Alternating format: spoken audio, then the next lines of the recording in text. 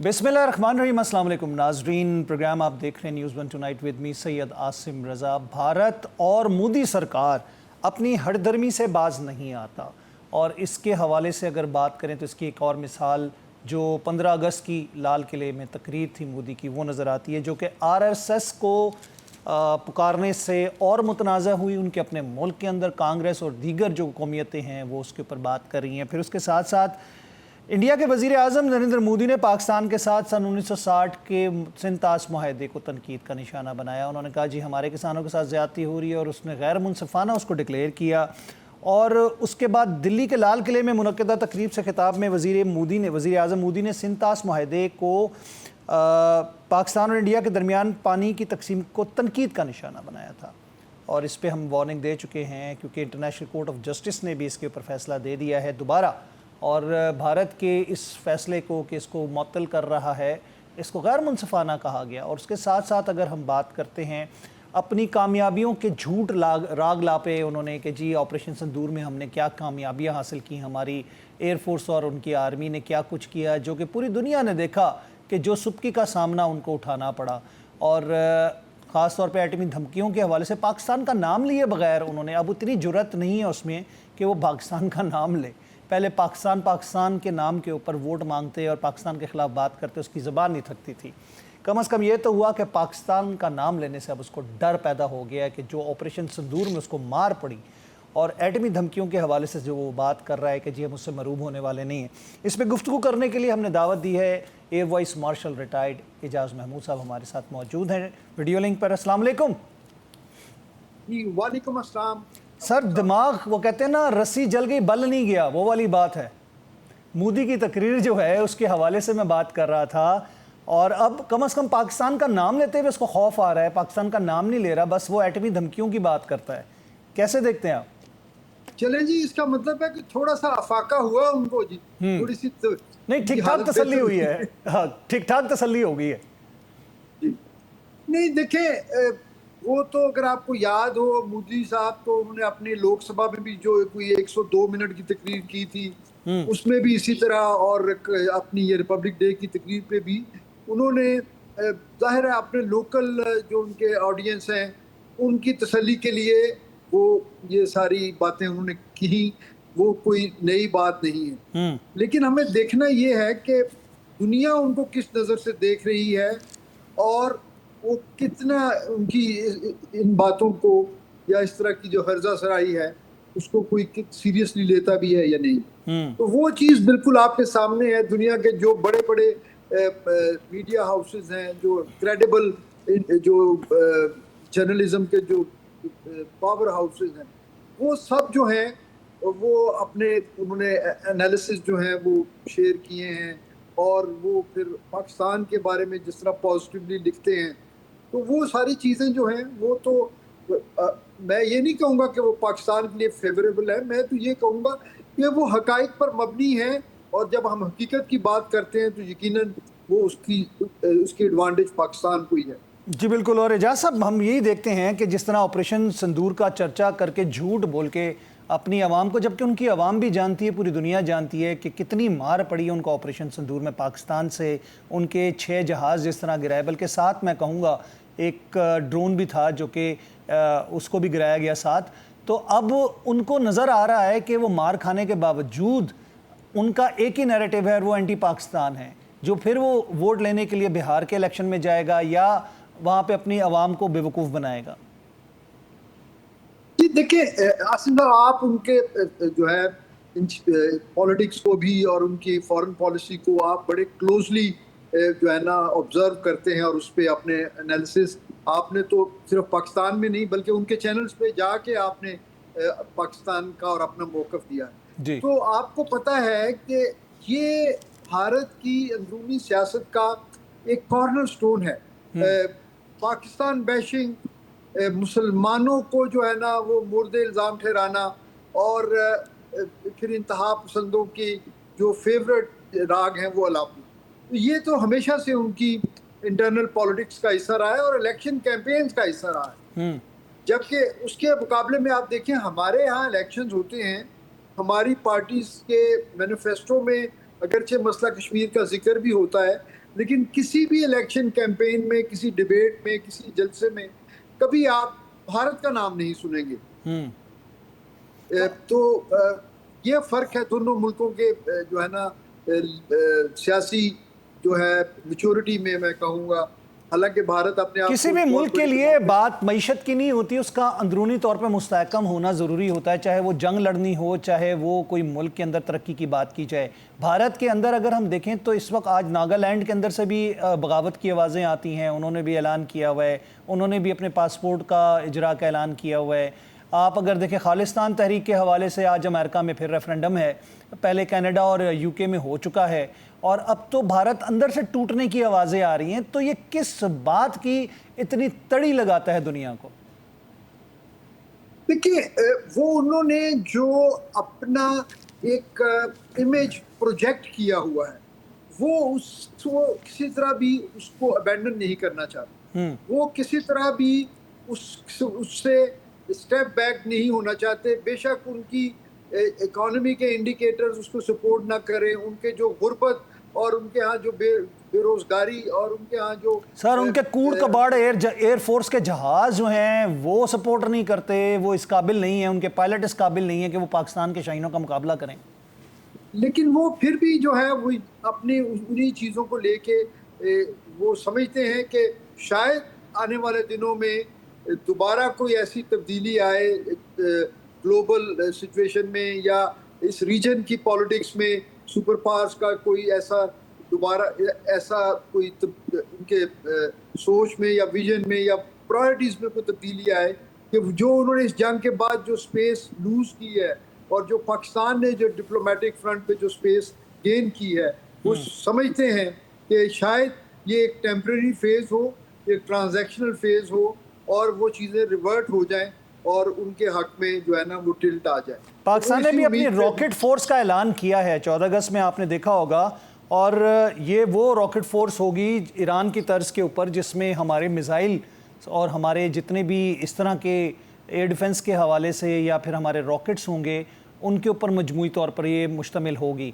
आपको क्या लगता है कि भारत की तरफ से जो ख़तरात हमें मुस्तकिल आ रहे हैं, कभी एक्सरसाइज के नाम पे नोटम जारी होता है, कभी पाकिस्तान के बॉर्डर्स के खिलाफ करीब आके कोई और शरारतें वो कर रहे होते हैं, आपको लगता है कि ये एक नई फॉर्मेशन जो रॉकेट फोर्स की होगी ये इतनी इफेक्टिव होगी कि भारत इसके हवाले से थोड़ा कॉन्शियस होगा?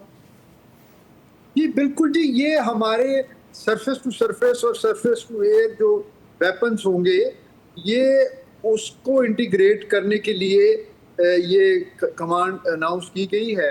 इससे ये होगा कि डिसीजन मेकिंग आसिम साहब आसान हो जाएगी, रिस्पांस टाइम जो है वो हमारा कम हो जाएगा, और ना सिर्फ ये कि डिप्लॉयमेंट जो है वो ज़्यादा एफिशिएंट होगी, बल्कि रियल टाइम में वेपन्स की जो एम्प्लॉयमेंट होगी वो भी बड़ी जो है फास्ट पेस पे होगी। जो मेरा ख्याल है अभी जो कंटेम्प्रेरी थ्रेट्स हैं जो उसके मुकाबले में ये एक बड़ा अच्छा कदम है। ठीक है। अच्छा, एवीएम साहब ये बताइएगा कि अभी जो मार खाने के बाद उनकी एयरफोर्स के हालात हैं, उनके एक जैसे कह सकते हैं ना कि एयर चीफ की तरफ से एक ऐसा मज़ायका खेज बयान भी आया था जिसमें उन्होंने कहा जी हमने पाकिस्तान के F-16 और दीगर तैयारे गिराए, 6 तैयारों का उन्होंने जिक्र किया। तो आपको क्या लगता है कि उनके अभी तक हवास बाख्ता किस्म के बयानात आ रहे हैं, प्रैक्टिकली वो ग्राउंड पे कुछ नहीं दिखा सके दुनिया को?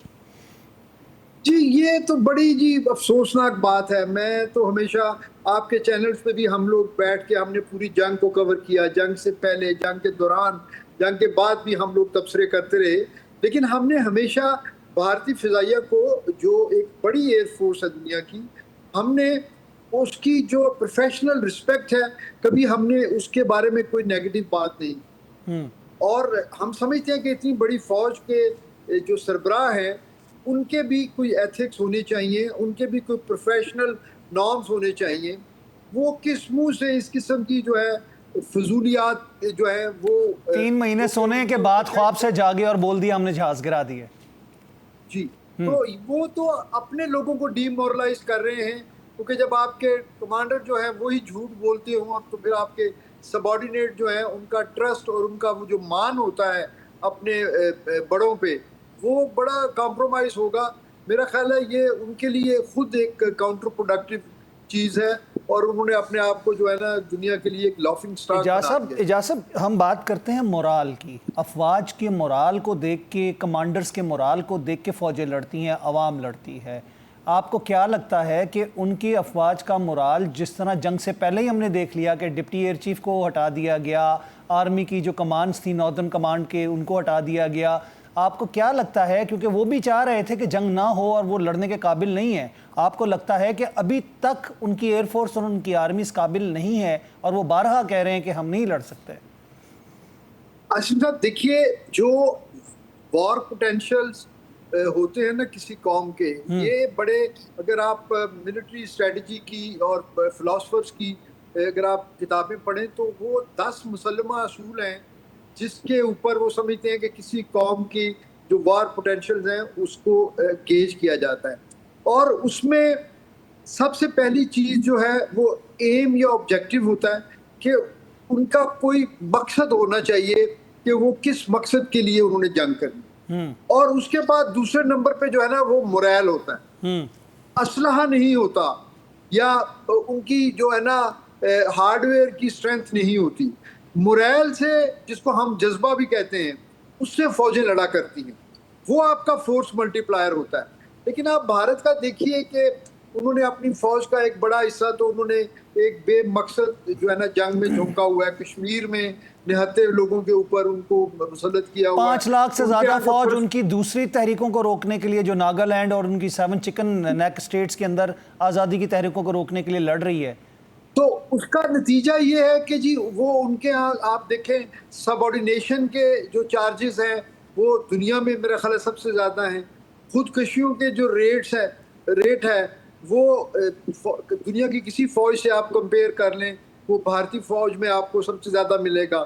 फिर उन्होंने अपने उस आपको एक लिबरल या एक बड़ी फौज दिखाने के लिए उसमें ख़वातीन को शामिल तो किया, लेकिन उनके साथ जो ज्यादती के वाकयात हैं वो भी आप देख लें कि वो उनके डिसिप्लिन को जाहिर करते हैं। तो ये आहिस्ता आहिस्ता वो अपनी एक प्रोफेशनल फोर्स का जो एक इमेज है ना, जिस तरह सिविलियन साइड पे वो अपना सेकुलरिज्म और अपना डेमोक्रेटिक जो उनके फसाड था वो उनका क्रैक हो रहा है, इसी तरह जो एक प्रोफेशनल या बड़ी फौज का जो उनका एक इमेज था वो भी आहिस्ता आहिस्ता जो है वो ज़वाल पज़ीर। और दुनिया में हजीमत का सामना भी करना पड़ रहा है, ना सिर्फ मुल्क को बल्कि उनकी अफवाज को भी। जिस तरह की कारकर्दगी ऑपरेशन संदूर के अंदर नज़र आई, जिस तरह उनके फ्लैग्स रेज होते नज़र आए, वाइट फ्लैग्स, उससे अंदाज़ा हो रहा था कि कितनी बुज़दिल फौज है ये। जाहिर है उनकी कोई मकसदियत नहीं है जी, वो अपनी जान देने को तैयार नहीं है ना बेमकसद, तो इसलिए वो वाइट फ्लैग अपने रेज कर रहे थे। और साथ साथ अगर होता है ना? जी, और साथ साथ हम बात करें उनकी एयरफोर्स के हवाले से भी, और जिस तरह उनके जहाज़ हवा में ही हमारे शाहीनों ने तबाह किए और ज़मीन बोस हुए, वो उससे मोराल और डाउन हुआ उनकी, ना सिर्फ ग्राउंड अफवाज का बल्कि एयरफोर्स का भी। जी, क्योंकि ये जंग तो प्रीडोमिनेंटली एयर पावर एप्लीकेशन थी, तो वो उन्होंने अपनी एयरफोर्स को और अपने एयर डिफेंस को बड़ा बढ़ा चढ़ा के बयान किया हुआ था। S-400 और राफेल को उन्होंने बड़ा अपना सेंटर ऑफ ग्रेविटी के तौर पे प्रोजेक्ट कर रहे थे। तो उनके ये दोनों जो चीज़ें हैं, उनका गरूर जो है वो जब खाक में मिला तो जाहिर है इसका मोरल का असर, डीमोरलाइज होने का असर जो है वो सिर्फ एयरफोर्स पे नहीं बल्कि दूसरी अफवाज जिनको एयरफोर्स में सपोर्ट करना होता है आजकल के मॉडर्न वॉरफेयर में, उसमें भी यकीनन इसका बहुत नेगेटिव फॉल आउट आएगा। जी, आपका आइंदा का क्या नज़र आ रहा है एजाज महमूद साहब, कि हम बात कर रहे हैं कि जिस तरह तैयारी कर रहा है भारत, असला खरीद रहा है धड़ाधड़ और प्रायोरिटी के बेसिस के ऊपर, आपको क्या लगता है कि ये दोबारा पाकिस्तान के साथ पंजा आजमाई की कोशिश करेगा? जी, मेरे ख्याल में तो जो उनकी पॉलिटिकल लीडरशिप है वो यकीनन एक दूसरे राउंड की तैयारी में है और उनके इंटेंशन तो बहरहाल है कि वो जब भी मौका मिले वो पाकिस्तान को एंगेज करेंगे। अब उसके लिए वो कब अपने आप को तैयार समझते हैं ये एक क्वेश्चन मार्क है। हमें बहरहाल हर वक्त जो है तैयार रहना चाहिए क्योंकि वो कभी भी मिस एडवेंचर कर सकते हैं। जी बिल्कुल, और इस मिस एडवेंचर का नतीजा इस मरतबा 10 गुना ज़्यादा नुकसान होगा, जो कि हमारे DGI-SPR ने भी उनको पैगाम दिया कि हम मशरिक से मारना शुरू करेंगे और अंदर घुस के मारेंगे। इंशाल्लाह। इंशाल्लाह। चलें, thank you very much Ejaz Mahmood साहब, आपने अपना कीमती वक्त हमें दिया और आपने प्रोग्राम में अपनी राय हमारे साथ इजहार किया। हम लेते हैं वक्फा, उसके बाद दोबारा मिलते हैं।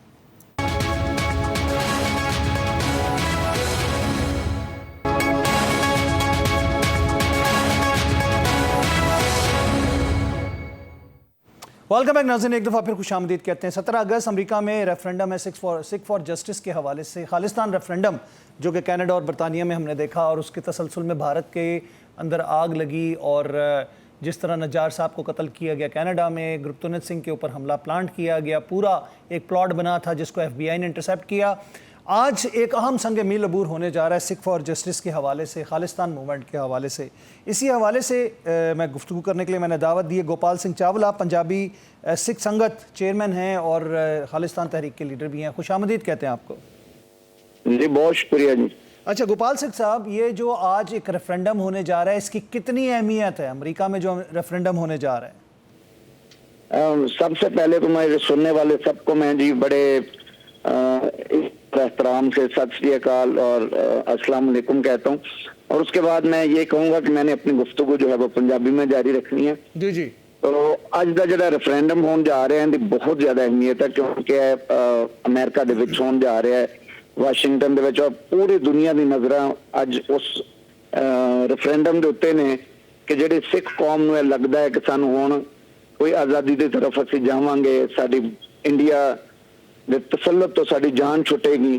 और वो जिहड़ी दुनिया दे विच कहंदा है कि सब तो वड्डी जमहूरीयत है, जिहड़ा कि सरासर झूठ है, फ्रॉड है, पखंड है, और उनदे तो हुण साडी जान छुट जाएगी। और दुनिया नूं असीं दसांगे कि असीं इंडिया च किन्ने तंग हैं। असीं 1947 तो लैके अज दिन तक कुर्बानियां दिंदे आ रहे हैं, और जिहड़ा हुण आज़ादी वाला दिन जिहड़ा हजे 4 दिन पहले ही लंघिया है कि असीं कहने कि 14 अगस्त और 15 अगस्त, तो इहदे विच भी अगर बहुत सारियां कुर्बानियां दित्तियां गईयां ते सिख कौम दी और पंजाबियां दी दित्तियां गईयां, लाख सिखां दी लाशां दे उत्ते आज़ादी सानू मिली है, असीं इन्हां तो जान छुड़ाई है। और उहदे तो बाद भी आज़ादी मिली है पर सिखां नूं नहीं मिली। सिखां नूं जिहड़ी आज़ादी है इहदे विच जिहड़ा रेफरेंडम होने जा रहा है, मैं कहना बहुत ही एक वाज़ेह किरदार होएगा इंशाअल्लाह। अच्छा गोपाल साहब, इस वेले अगर देखिए तो अमरीका का जिहड़ा एक गज़ब है, अताब है, वो भारत के ऊपर है और हम अमेरिका के अंदर ही ये रेफरेंडम देख रहे हैं। तो अमेरिका की मुदाखलत के कितने हद तक इसमें चांसेस आपको नज़र आते हैं? देखो जी, मेरे पास अल्फाज नहीं है कि अमेरिका का या UNO का मैं किस अल्फाज में शुक्रिया अदा करूं, क्योंकि आज तक तो हम हमेशा ही तसल्लुत में रहे हैं, हमारी ना किसी ने बात सुनी है। हम जो हमारे दिन होते हैं 6 जून है जिस पे हमें क्रश करने की कोशिश की गई, हमारी जेनोसाइड करने की कोशिश की गई, उस दिन पे हम आवाज उठाते हैं। हम पाकिस्तान में सड़कों पे होते हैं, हम पूरी दुनिया के, इंग्लैंड में, कनाडा में, अमेरिका में, ऑस्ट्रेलिया में, दुनिया के हर प्लेटफॉर्म पे हम सड़कों पे रहे हैं और हम चीख के ये कहते रहे हैं कि हमारे साथ ज्यादती है, हमें अपना हक। जी माजरत के साथ रब्ता हमारा टूट गया। सिखों के हकूक़ की तंजीम सिख फॉर जस्टिस के सरबरा गुरप्तोनत सिंह पन्नू ने कहा है कि दिल्ली खालिस्तान का बजरिया वीडियो लिंक प्रेस कॉन्फ्रेंस से हिस्सा बनेगा। सिखों को आज़ादी की तहरीक के साथ होना चाहिए। खिताब में गुरप्तोनत सिंह पन्नू ने मज़ीद कहा, ये वही हैं जिनको प्लॉट किया गया था, जिनके खिलाफ एक पूरा प्लांट किया गया, एक स्टेज किया गया कत्ल करने के लिए रॉ की तरफ से। अमेरिका ने इंटरसेप्ट किया था प्लान। उन्होंने कहा कि जी दिल्ली बनेगा खालिस्तान के मौजू पर 17 अगस्त को अमेरिका में रेफरेंडम होगा, हमारा एक ही अज़म है कि दिल्ली बनेगा खालिस्तान। उन्होंने कहा कि भारत ने पाकिस्तान पर हमला करके ख़वातीन और बच्चों को शहीद किया, पाकिस्तानी फ़ौज के साथ मिलकर भारत का मुकाबला करेंगे। फील्ड मार्शल आसिम मुनीर का वाइट हाउस का मेहमान बनना पाकिस्तान के लिए एजाज़ है। कनाडा के वज़ीर आज़म ने भारत के तमाम नाखुशगवार वाक़यात का उसने उनको ज़िम्मेदार ठहराया था। सिख रहनुमा ने कहा, हिमाचल प्रदेश, हरियाणा, राजस्थान और यूपी के कुछ इलाके और दिल्ली खालिस्तान में शामिल हैं। भारतीय हुकूमत की जानिब से मुसलसल सिखों पर पाबंदियाँ लगाई जा रही हैं। गोपाल साहब, आप पे भी शायद पाबंदी लगी हुई है, आपका भी नाम कहीं उन पे मोस्ट वांटेड में डाला हुआ है उन्होंने। मैं पिछले 2 सालों से अपने बच्चों के पास नहीं गया। ये जुल्म की इंतहा नहीं तो और क्या है। मैं एक पाकिस्तानी शहरी हूँ, यहाँ पे पल्ला जमा हूँ, यहाँ पे मेरी जिंदगी गुजरी और मैं पिछले 2 साल से इनके तशद्दुद का, इनका निशाने पर, इनके रिडार पर हूँ। मैं अपने पाकिस्तान गवर्नमेंट का बहुत मशकूर हूँ कि उन्होंने मुझे बहुत ज्यादा सिक्योरिटी दी हुई है, उन्होंने मुझे एक सेफ जगह पे रखा हुआ है। क्योंकि जब हरदीप सिंह निज्जर शहीद हुए, जब परमजीत सिंह पंजवड़ शहीद हुए, जब अवतार सिंह खंडा शहीद हुए, जब सिद्धू मूसेवाला शहीद हुआ, जब दूसरे तीसरे ऐसे जितने भी लोग शहीद हुए, हमारे लीडर शहीद हुए, तो उसके बाद इन्होंने मुझे भी टारगेट बनाया हुआ है। मगर वो दिन अब दूर नहीं कि हम आजादी इंशाल्लाह हासिल करेंगे, क्योंकि पाकिस्तान ने जिस तरह इनके ऑपरेशन संदूर में उनको लोहे के चने चबवाए, पाकिस्तान के प्रोफेशनल फौज ने अपने आप को मनवाया, तो इनका जो गरूर था, इनका जो तकब्बर था, वो मिट्टी में मिल गया।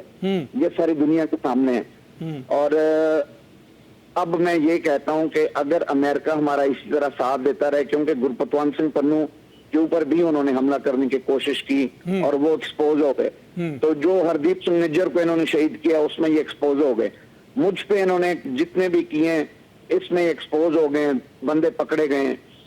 मैं कहता हूं कि अब पूरी दुनिया जो है वो भारत को कुत्ता कुत्ता कर रही है और इनको जो बदनाम जमाना रॉ है उसको कुत्ता कुत्ता कर रही है, और आरएसएस को कुत्ता कुत्ता कर रही है।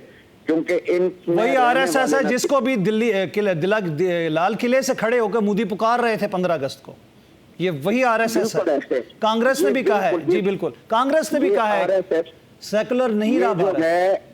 ये इंडिया को हिंदुस्तान बनाना चाहते हैं, मगर हिंदुस्तान इनको बनाने किसी ने नहीं देना। क्योंकि मैं पहले ही अर्ज कर चुका हूं कि जब ये आजादी हमने अंग्रेजों से हासिल की है, उसमें 10 लाख से ज्यादा सिख कौम की जानें गई हैं, 10 लाख से ज्यादा लोग, बच्चे, हमारी खवातीन शहीद हुए।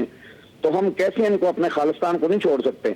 और अगर आप उस टाइम में चले जाएं तो ये जो मक्कार इनका जो बापू गांधी है, उसने ये कहा था कि आप हमारे साथ मिल जाएं तो आपको आपका खालिस्तान मिलेगा। ये उस वक्त के अखबारों में मौजूद है, ये उस वक्त की स्टेटमेंट है, हमारे पास अब भी हैं।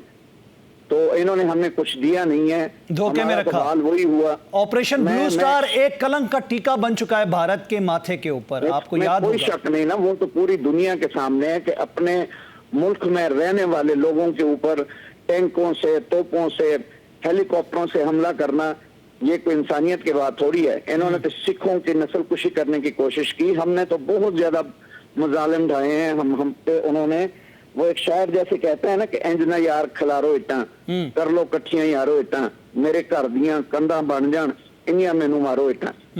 ਅਸੀਂ ਤਾਂ ਇੱਟਾਂ ਵੀ ਖਾਧੀਆਂ ਤੇ ਸਾਡਾ ਘਰ ਵੀ ਨਾ ਬਣਿਆ, ਪਰ ਹੁਣ ਅਸੀਂ ਆਪਣਾ ਘਰ ਇਨਸ਼ਾਅੱਲਾ ਬਣਾ ਕੇ ਦੇਵਾਂਗੇ।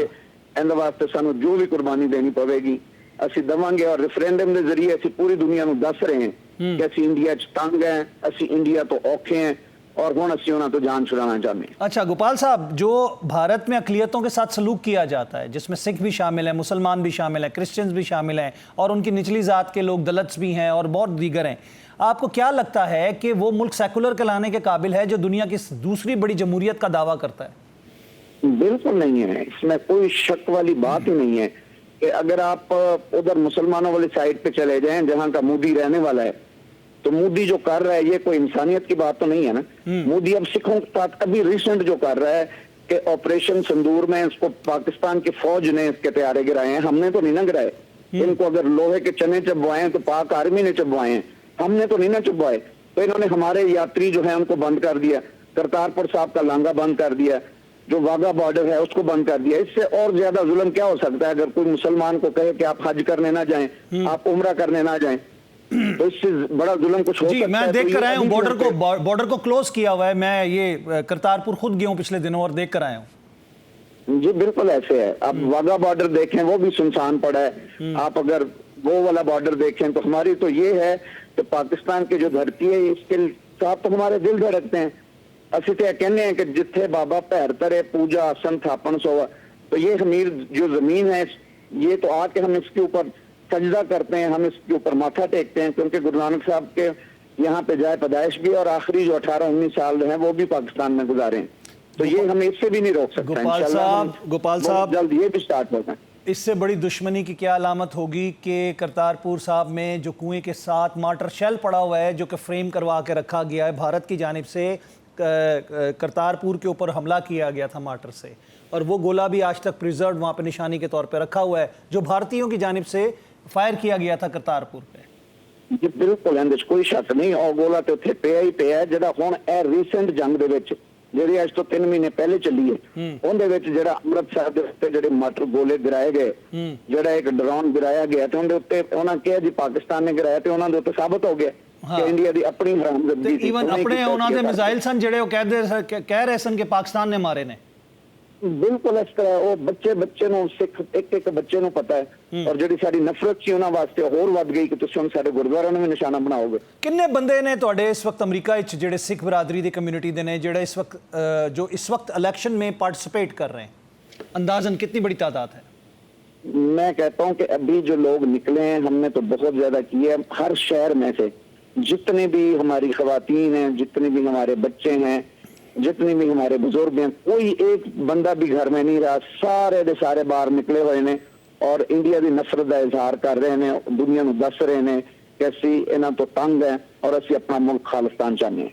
ठीक हो गया, और आपको उम्मीद यही है इंशाल्लाह कि जल्द ही खालिस्तान जो है वो ना सिर्फ आप लोग हासिल कर लेंगे बल्कि इंडिया से आज़ादी भी आप लोगों को मिल जाएगी। जी बिल्कुल इस तरह, बिल्कुल इसमें कोई शक नहीं, इसलिए हम निकले हैं और यही करके दिखाएंगे इंशाल्लाह। ऑल द बेस्ट जी, thank you very much. Gopal Singh Chawla साहब हमारे साथ मौजूद थे, सिख रहनुमा हैं खालिस्तान के हवाले से भी और पंजाबी सिख संगत के चेयरमैन भी थे।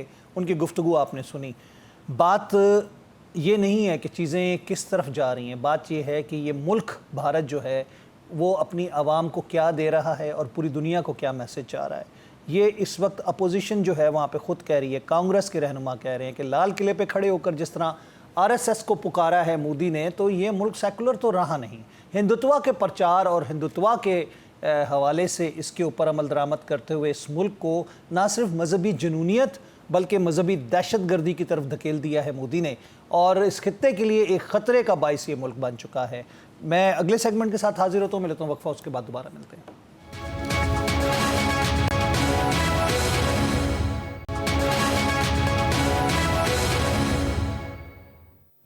वेलकम बैक नाज़रीन, एक दफ़ा फिर खुश आमदीद कहते हैं आपका प्रोग्राम न्यूज़ वन टुनाइट में। KPK और क्लाउड बर्स्ट की बात की जा रही है, गिलगित बल्तिस्तान की बात की जा रही है, बुनेर तौरगर की बात करें या फिर हम बात करें बाजौड़ की, जो तबाही और जो मनाजिर हमने देखे। अच्छा, इसमें मैं किसी को कसूरवार इसलिए नहीं ठहराऊँगा क्योंकि कोई इंटेंशनली ये चीज़ नहीं करता, लेकिन हमें पता नहीं होता जो नेचुरल क्लैमिटी है इसमें डिज़ास्टर की जब बात की जाती है तो बहुत सारी वजूहात मैन मेड होती हैं, यानी कि इसमें जो ज़्यादातर नुकसानात हो रहे होते हैं उसमें मैन मेड की वजह इस वजह से भी है कि दरख्तों से दरख्त काट दिए गए, डिफॉरेस्ट्रेशन की गई, उसके अलावा कंस्ट्रक्शन के जो लेवल्स हैं, जिस तरह की कंस्ट्रक्शन की गई है उन इलाकों में और जिन जगहों पे की गई है ये भी बहुत मैटर करती है। इन्हीं हवालों से, इस अफसोसनाक सूरत हाल के हवाले से प्रोग्राम के लिए हमने स्टूडियो में दावत दी है अहमद कमाल साहब को, जो फॉर्मर मेंबर NDMA और स्पोक्स पर्सन भी रहे, उसके अलावा फेडरल जो कमिश्नर रहे, ये चेयरमैन रहे, फेडरल फ्लड कमिश्नर भी रहे। आपको खुशामदीद कहते हैं। बहुत शुक्रिया जी। अहमद कमाल साहब, हमने माजी में बहुत सारे 2010 के बाद, सैलाब के बाद और 2005 के ज़लज़ले के बाद बहुत सारे प्रोग्राम्स किए और वेल बिफोर टाइम हम शुरू कर देते थे और हम कोशिश करते थे कि आवाम तक आगाही पहुंचाई जाए। NDMA के साथ, पाकिस्तान इंजीनियरिंग काउंसिल के साथ मिलकर बहुत सारी पॉलिसीज़ बनाई गई। अभी जो सूरत हाल हम देख रहे हैं ये अचानक नहीं आई है, माहौलियाती तब्दीलियों की भी एक नज़र है, कुछ शाखसाना हमारे अपने अमाल ऐसे हैं कि जिसकी वजह से इसमें तबाही हुई। कैसे देखते हैं आप तमाम सूरत हाल को? बिस्मिल्लाहिर्रहमानिर्रहीम। न्यूज़ वन का बहुत शुक्रिया, उन्होंने इस इशू पे बात करने का मौका दिया। आपने बिल्कुल दुरुस्त बात की कि पॉलिसीज़, प्लान, सारी चीज़ें ना सिर्फ ये कि अवेलेबल हैं, इसके ऊपर बिफोर टाइम प्रिपेयर्डनेस और प्रोटेक्शन करके सारी अरेंजमेंट्स होती रही हैं। जहाँ पे हम बात करते हैं कि जी इस दफ़ा ये क्या हुआ, तो मैं इसको दो तरीके से रिलेट करता हूँ। एक तो ये कि हमें इस चीज़ को मानना होगा कि पाकिस्तान इस वक्त प्रोबेबली ग्लोबली सबसे ज़्यादा सीवियर क्लाइमेट चेंज और उसके इम्पैक्ट की ग्रिप में है जी। और जो अनसर्टन ज़मीनी सिचुएशन हम देख रहे हैं with regard to metrology and with regard to hydrology, ये प्रोबेबली दुनिया में मुख्तलिफ जगह पे हुई होगी, लेकिन उस सीवियरिटी के साथ नहीं है जिस सीवियरिटी के साथ ये पाकिस्तान में है। दूसरा, मेरे अपने ख्याल में थोड़ा बहुत इसमें हमें इंटर डिपार्टमेंटल और इंटर प्रोविंशियल कोऑर्डिनेशन की स्ट्रेंथनिंग की या उसकी कमी की, ये दोनों चीज़ें भी बीच में बाज़ औक़ात महसूस होती हैं। एक पूरी एक्सरसाइज होती है मानसून से पहले तमाम फेडरल डिपार्टमेंट, जैसे हम प्रोग्राम्स भी करते थे, अवेयरनेस शुरू हो जाती थी जी, तो उसमें एनडीएमए का अपना किरदार लोग, अच्छा एक बड़ा कॉन्सेप्ट है, मैंने देखा है कि बहुत सारे सहाफ़ी, बहुत सारे दोस्त, बहुत सारे तज्ज़ियाकार एनडीएमए को कसूरवार ठहरा रहे होते हैं डायरेक्टली कि बड़े फंड्स होते हैं उनके पास पता नहीं कितनी बड़ी फोर्स होती है और कितना बड़ा वो इदारा है कि जो काम नहीं कर रहा। इसमें मैं जवाब दूंगा। देखें, जो national disaster management system country का है, इट्स एन अम्ब्रेला बेसिकली। जी हाँ, वो बेसिकली तो एक top down and bottom up approach के तहत चलता है। टॉप डाउन क्यों कैसे चलता है कि उसने स्ट्रेटेजिक गाइडेंस सूबों को देनी है, और क्योंकि ये डिवॉल्व सब्जेक्ट है तो प्रोविंशियल डिजास्टर मैनेजमेंट अथॉरिटीज़ और फिर उनकी जो आर्म्स हैं district disaster management authorities, they are the one जिन्होंने ज़मीन के ऊपर फर्स्ट रिस्पॉन्डर का काम करना है। और उस फर्स्ट रिस्पॉन्डर ने सिर्फ उसी सूरत में सूबे के पास जाना है अगर डिस्ट्रिक्ट लेवल के ऊपर उसकी अपनी रिस्पॉन्स कैपेसिटीज़ कम से कम हो। सिमिलरली अगर सूबा ये देखता है कि वहाँ पे आफत बहुत ज़्यादा ऐसी आ गई है कि जिसमें कि प्रोविंस अपने लेवल के पर कुछ नहीं कर सकता, तो फिर उस सूरत में थर्ड टियर के तौर पे, थर्ड रिस्पॉन्डर के तौर पे फेडरल सिस्टम से या नेशनल डिजास्टर मैनेजमेंट अथॉरिटीज से उसके ऊपर रिस्पांस जाती है। ये सिस्टम एडवाइजरी के तौर पे इसको हम समझ लें। जी, ये सिस्टम बना ही इसी तरीके से है। और with the passage of time हमारे जो प्रोविंशियल डिजास्टर मैनेजमेंट अथॉरिटीज़ हैं और इसी तरीके से कुछ, सारी नहीं, कुछ डिस्ट्रिक्ट डिजास्टर मैनेजमेंट अथॉरिटीज़ बहुत अच्छे तरीके के साथ वो उनको स्ट्रेंथन किया गया है, उनके अंदर इमरजेंसी ऑपरेशन सेंटर्स बने हैं, उनके पास इक्विपमेंट आया है। मैं समझता हूँ कि यहाँ पे सारी चीज़ों को एक तरफ करके जो इंसानी आपस की कोऑर्डिनेशन और निक ऑफ ए टाइम पे हमें किस तरीके से आगे चलना है। देखिए, हम रेस्क्यू 1122 की बात करते हैं, उनका रिस्पांस टाइम 3 मिनट 5 या मैक्सिमम 7 मिनट है। तो अगर उनका मैक्सिमम रिस्पांस टाइम लेट से कि 7 मिनट है, आई होप कि मैं गलत नहीं कह रहा, तो फिर बाकियों की या जो हमारे डिजास्टर मैनेजमेंट के अथॉरिटीज़ हैं या लोकल एडमिनिस्ट्रेशन हैं, वो ये निज़ाम 2010 में आया। कमाल साहब, ये तो तमाम सूरत हाल वो है ना जो कि हम आइडियल ग्राउंड्स के ऊपर देखते हैं, लेकिन हमने सवात का पहले वाक़या देखा, वहाँ पे कोई मदद के लिए पुकारते रहे, कोई नहीं गया। अब बराह रास्त हम देखें तो बहुत सारी चीज़ें ऐसे फैक्टर्स हैं जो कि ह्यूमन डिज़ास्टर में हमारी अपनी कोताहियाँ हैं। जो ये पैटर्न आया, उसके बाद लैंडस्लाइड्स और बोल्डर्स, और उसके बाद जो तबाही हम देख रहे हैं, इसका जिम्मेदार आप किसको ठहराएंगे? ये एक नया पैटर्न हमने देखा है कि जैसे अलाई का पहाड़ फटा था 2005 में, तो उसके साथ मलबा आया था, जो जहाँ था उसके ऊपर वो मलबा गिरा, उसको नुकसान हुआ। इसका भी अंदाज़ा ऐसे ही किया जा रहा है कि जो बोल्डर्स और जो मलबा आ रहा था साथ, लैंडस्लाइड, उसने तबाही मचा दी। इसके साथ मैं दो चीज़ों को रिलेट करूँगा। नंबर 1 तो ये कि पुअर लैंड यूज़ प्लानिंग। अगर हमने ये सारी चीज़ें फेस करनी शुरू कर दी थी और बहुत ज़्यादा रेगुलर बेसिस के ऊपर हम लेट से हम 2005 के ज़लज़ले से ऑनवर्ड चलते हैं, 20 साल हो गए हैं, तो हमारे पास इनफ टाइम था कि हम प्रॉपर लैंड यूज़ प्लानिंग करके अपनी फ्यूचर की इस्टेब्लिशमेंट्स को ग्राउंड पे तामीर करते हैं। नंबर 2, एक बेसिक रिक्वायरमेंट है वेरी सॉलिड और सस्टेनेबल डिजास्टर मैनेजमेंट सिस्टम की MHVRA, multi hazard vulnerability and risk assessment. Multi hazard vulnerability and risk assessment किसी भी डिजास्टर मैनेजमेंट के सिस्टम के अंदर इसको रीढ़ की हड्डी की अहमियत हासिल है। वो इस तरीके से कि अगर मैंने किसी जगह के ऊपर लोगों को बसाना है, हॉस्पिटल बनाना है, एयरपोर्ट बनाना है, तो मैं वहाँ पे ये देखूंगा कि यहाँ पे जो डिज़ास्टर्स पास्ट में आए हैं, फ्लड आया, अर्थक्वेक आया, लैंडस्लाइडिंग हुई है, कोई और डिज़ास्टर आया, तो उसकी नौयत क्या थी, कितनी सीवियरिटी का था, कितने लोगों की जाने गए, कितनी इमलाक उसमें नुकसान हुई, और क्या जो साइट में सिलेक्ट कर रहा हूँ वो साइट भी उस काबिल है कि मुझे वहाँ पर जाना चाहिए। इस वक्त मेरे पास एग्जैक्ट फिगर नहीं है, लेकिन एक बहुत कम नंबर है हमारे पूरे कंट्री में। अगर हम सारे डिस्ट्रिक्ट्स को देखें तो उन डिस्ट्रिक्ट्स में बहुत कम नंबर है जहाँ पे हमने MHVRA किया हुआ है। और फिर MHVRA की बाकायदा गाइडलाइंस 2016 में बनी थी, और फिर वो बाकायदा नोटिफाई भी हुई हैं, तो उन MHVRA की गाइडलाइंस के मुताबिक हम क्यों नहीं चल रहे हैं? और जहाँ तक ताल्लुक है, आपने बताया वो कि जिम्मेदारी किसकी है? देखें, जिम्मेदारी फिर वही आ जाती है, प्रोविंशियल गवर्नमेंट है, जी, फेडरल गवर्नमेंट है। देखें, जो ओनर है, जिसकी जुरिस्डिक्शन है, जिसने वहाँ पे किसी रूल रेगुलेशन को इन्फोर्स करना है, इम्प्लीमेंट करवाना है, ये उसकी जिम्मेदारी में आता है। अगर रूल्स रेगुलेशन आप बना लेते हैं और फिर इन्फोर्समेंट के जो इदारे वो इन्फोर्स नहीं करवा सकते, तो दैट मीन्स कि फिर हमें वहाँ पे जो भी कमियां हैं, कोताहियां हैं, गैप्स हैं, उसको दूर करना होगा। और फॉर गॉड सेक मैं इसके लिए कहूँगा, बार बार कहूँगा कि अब ये देखें, जो कुछ हम देखते आ रहे हैं, सिचुएशन चलती है, अब सिचुएशन रुकने का नाम नहीं लेती है। चंद रोज पहले इस्लामाबाद में हमने सैदपुर के इलाके में देखा, नहीं, उससे पहले सवात में हमने देखा, उससे पहले हमने गिलगित बल्तिस्तान में देखा, क्लाउड बस्ट आया, रिएक्शन क्या था, वहाँ पे नुकसानात क्या हुए। अच्छा, इसमें मुझे मौका दे एक और दो बातें करने का। शायद हमारी साइंस इतनी ज़्यादा तरक्की कर गई है कि अब हम क्लाउड बर्स्ट कैसे होता है, किस जगह पे हो सकता है और उसका क्या इम्पैक्ट हो सकता है, इसके बारे में हम कुछ ना कुछ फोरकास्ट कर सकते हैं। क्लाउड बर्स्ट बेसिकली क्या चीज़ है?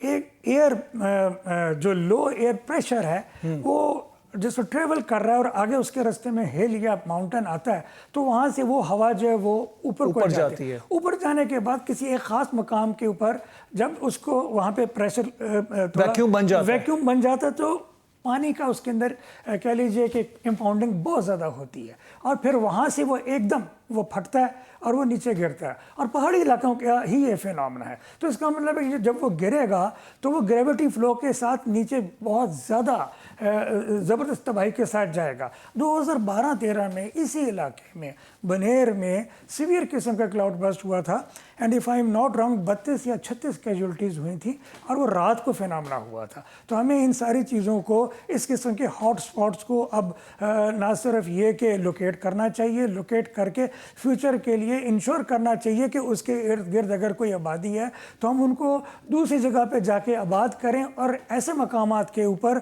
बाकायदा standard operating procedure local level के ऊपर लागू करने के लिए स्ट्रिक्ट किस्म के इकदाम हों, जो कि मानसून से पहले उसकी रिहर्सल भी हो और फिर उसके बाद उसको इम्प्लीमेंट भी किया। अच्छा, मैं इसमें अहमद कमाल साहब कुछ चीज़ ऐड करना चाहूँगा, क्योंकि हम खुद ऐसी सिचुएशन में कवरेजेस पर जाते रहे, बल्कि NDMA से अब तो शिकवा ये है कि NDMA उस तरह इंटीग्रेट मीडिया के साथ नहीं कर रहा।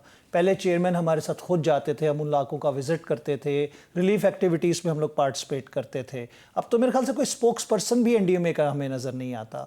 तो अब हम ये देख रहे हैं कि उस वक्त जब हम पहुंचते थे तो वहाँ पर रिहेबिलिटेशन का काम शुरू हो जाता था, रेस्क्यू का अमल कंप्लीट हो चुका होता था, वहाँ पे इमदाद पहुँचाई जा चुकी होती थी। लेवल ऑफ कंस्ट्रक्शन, जिस तरह के इन हिली एरियाज़ में घर बनाए जाते हैं और जिन जिन लोकेशंस पे बनाए जाते हैं, चाहे वो ज़लज़ला था या सैलाब था, ये एक दो वाक़यात 2010 में भी हमने देखे, शांगला KPK जब सैलाब भी आया, रेले भी आए, लैंडस्लाइड भी साथ हुई, दरख्त सफ़े हस्ती से मिटा दिए गए हैं, ठीक है, जिसकी वजह से ज़मीन पहाड़ों की कमज़ोर हो चुकी है। उसके अलावा आप ये देखें तो ऐसी जगहों पे कंस्ट्रक्शन हो रही है जो बिल्कुल रिवर बेड पे या शामलात की ज़मीनें जिस पे नाला है, या फिर कुदरती आफात के वक्त जब आपके पास पानी का एक बहुत बड़ा जिसे कह सकते हैं ना फ्लो आ रहा होता है, उन जगहों पे भी हमने देखा कंस्ट्रक्शन हो गई है। अगेन आपने बहुत पर्टिनेंट क्वेश्चन या पर्टिनेंट पॉइंट को रेज़ किया है।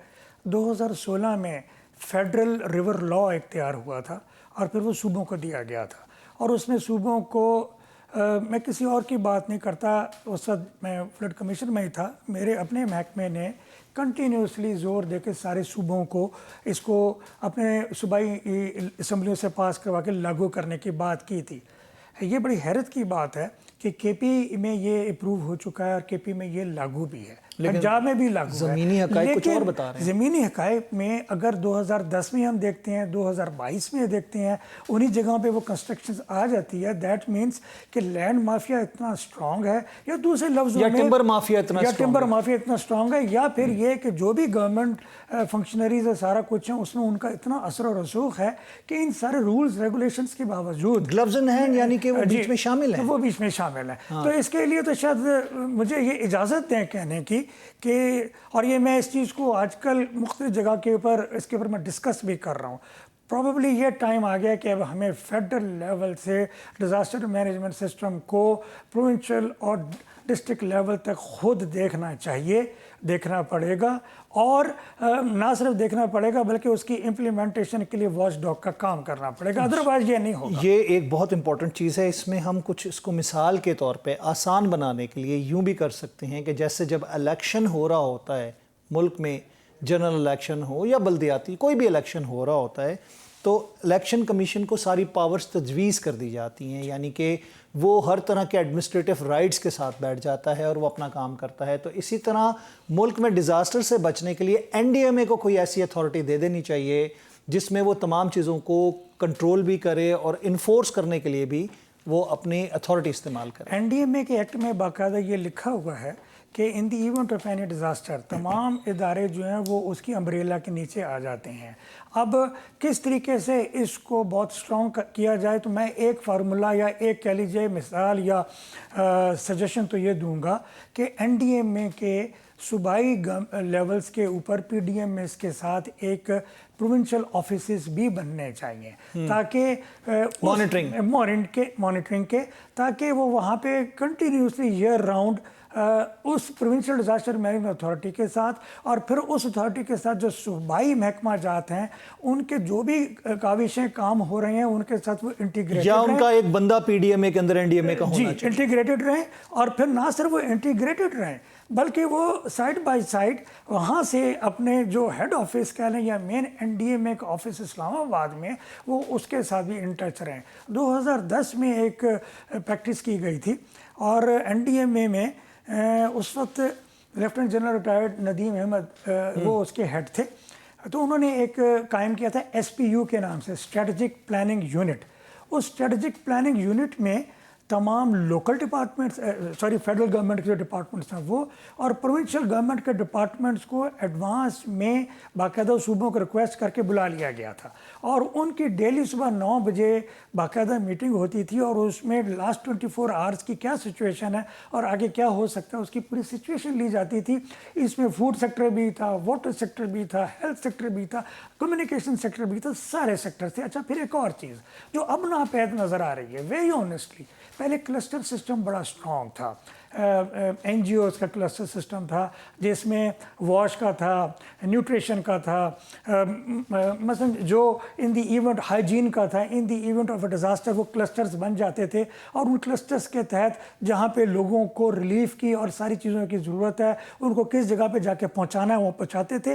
ना सिर्फ ये बल्कि उनके लिए food items, non food items सारा कुछ रेगुलेटेड होता था और वो इतना स्ट्रांगली रेगुलेटेड होता था कि वो रिपोर्ट भी होता था फेडरल लेवल के ऊपर भी कि फलाने की तरफ से ये चीज़ें गई हैं और फलाने की तरफ से ये चीज़ें गई हैं और फिर यहाँ पे उनकी मीटिंग्स भी होती थी। वो चीज़ें ये गैप नज़र आ रहा है अब with the media as well जी। और ये मेरे ख्याल से जनरल अफजल साहब जो मेरे जनरल थे उनके आने के बाद से ये गैप बढ़ गया और आज तक ये नज़र आ रहा है हमें कि वो इंटीग्रेशन जो मीडिया के साथ होती थी या मीडिया के साथ वो विजिट्स भी होते थे, हम देखते थे। मैं क्योंकि 2017 तक, मई 2017 तक मैं एनडीएमए में मैंने अपने सर्विसेज दी, तो उस वक्त तक तो मैं जानता हूं कि बहुत स्ट्रॉन्ग सिलसिला था। मैं कम्युनिकेशन बहुत स्ट्रॉन्ग। एक छोटी सी मिसाल भी आपसे मैं शेयर करना चाहता हूँ, मुझे इजाज़त दीजिए। 2015 में प्रॉब्ली इट वाज 26 और 25 ऑफ अप्रैल एक बड़ा ज़लज़ला आया था नेपाल में। तो उस वक्त के जो जी मैं गया था रिलीफ एक्टिविटीज़ में, उस वक्त तो जो भी एनडीएमए की जो लीडरशिप थी वो पहली सॉर्टी फूड की और नॉन फूड आइटम्स की वो लेके वो खुद गए और C-130 में आप यकीन कीजिए कि C-130 से ही used to call me on Thuraya telephone और वो मुझसे कहते थे कि टेलीविजन के दैट टाइम आई थिंक मेरे ख्याल से जनरल असगर नवाज साहब जी बिल्कुल जी। तो उसमें ये था कि मैं वो सॉर्टी में गया हुआ हूँ, नेपाल गया था रिलीफ एक्टिविटीज़ के साथ एनडीएमए के साथ, जिसमें हम रेगुलरली बीपर देते थे मीडिया को कि सच ये सिचुएशन है, पाकिस्तान ने वहाँ पे जाके ये सपोर्ट दी है। अच्छा, फिर एक बड़ा एक इशू आया था वो ये कि पाकिस्तान की जो कंसाइनमेंट गई यहाँ से तो उसमें बीफ के आइटम्स भी थे, तो वहाँ पे क्योंकि दूसरी कम्युनिटी भी, हिंदू कम्युनिटी भी थी, तो उसके ऊपर ये एक ख़तरा एजिटेशन का पैदा हुआ कि कोई इस चीज़ को वहाँ पे फ्लेयर अप ना करे कि ये क्यों भेजा गया। तो फिर